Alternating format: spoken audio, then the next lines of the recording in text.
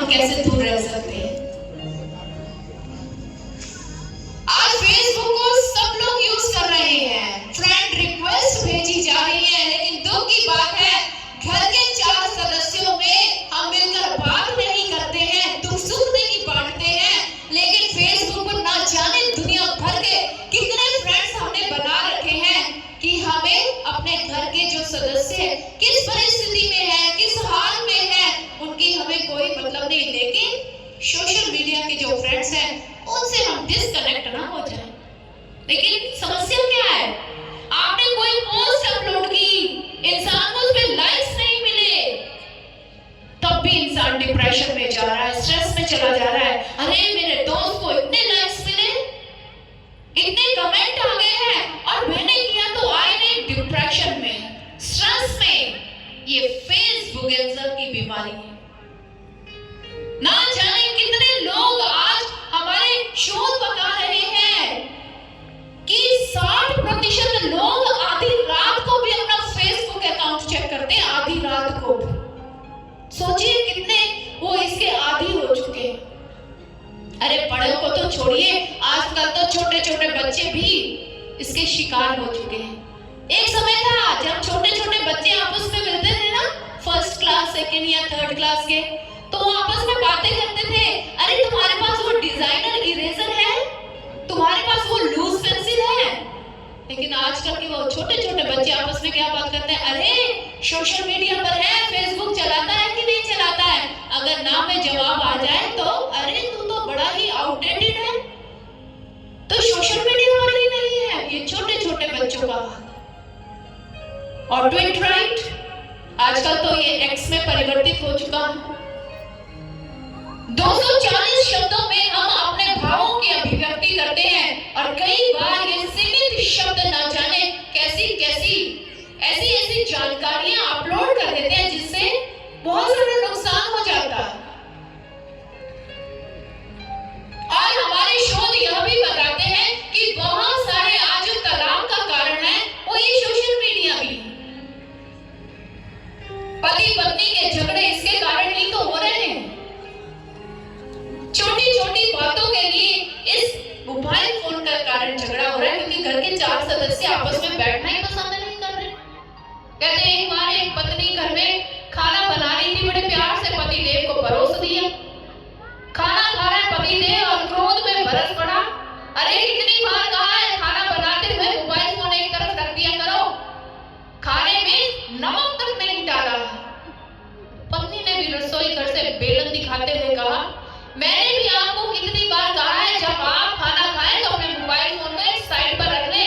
मैं कब से रसोई घर में देख रही हूँ, रोटी को सब्जी में डुबोने की बजाय पानी में डुबो डुबो कर खा रहे हो, तो नमक का स्वाद कैसे आए।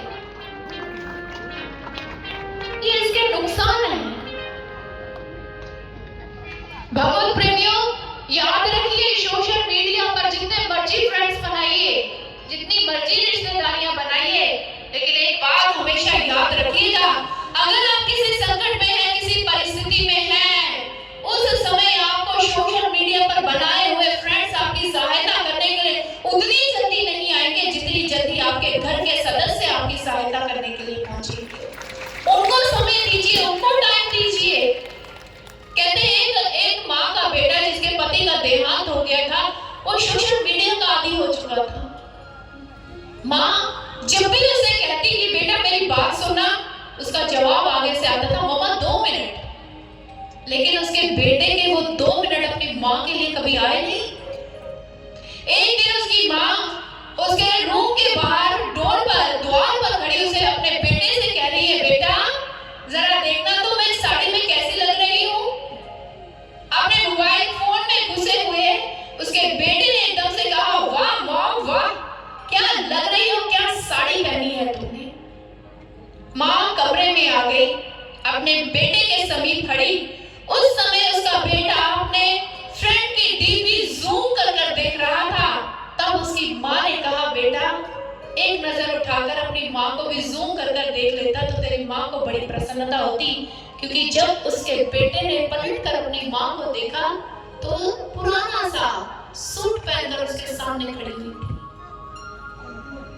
इसलिए भगवत प्रेमियों, हम यह नहीं कह रहे कि आप फोन का यूज मत कीजिए, कीजिए, हम भी करते हैं, लेकिन इसके इतने आदी मत हो जाइएगा कि आप अपने परिवार, भगवान से तो इससे दूरी बना ही दी है, कम से कम अपने परिवार के समीप तो रहिए।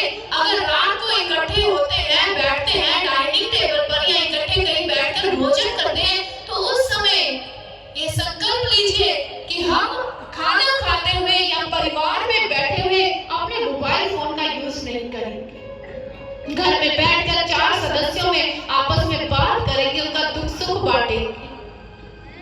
इसलिए इसके गुलाम मत होइए, इसको अपना गुलाम बनाकर रखिए, इसका सदुपयोग कीजिए।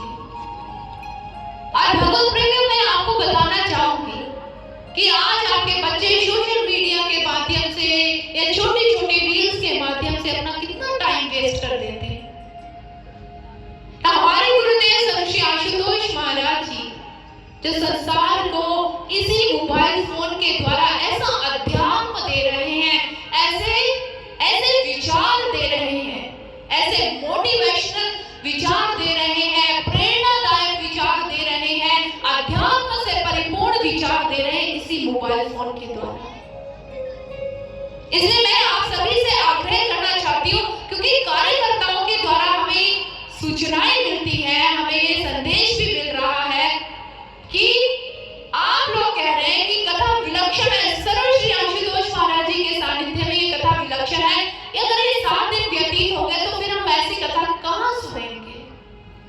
भगवत प्रेमियों, मैं आपको बताना चाहूंगी कि आप अपने घरों में बैठकर भी इस कथा को सुन सकते हैं।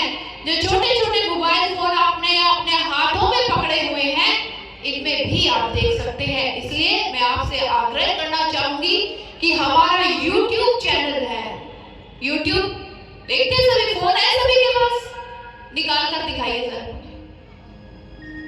सभी निकाल कर दिखाइए। चलिए काम कर लेते हैं, इसका अच्छा उपयोग भी कर लेते हैं। YouTube खोलना आता है? जाइए फिर YouTube पर चले गए। कौन किसने खोल ली? सबने खोल ली। अब उस पे रिसर्च बार आती है ना, उस पे लिखिए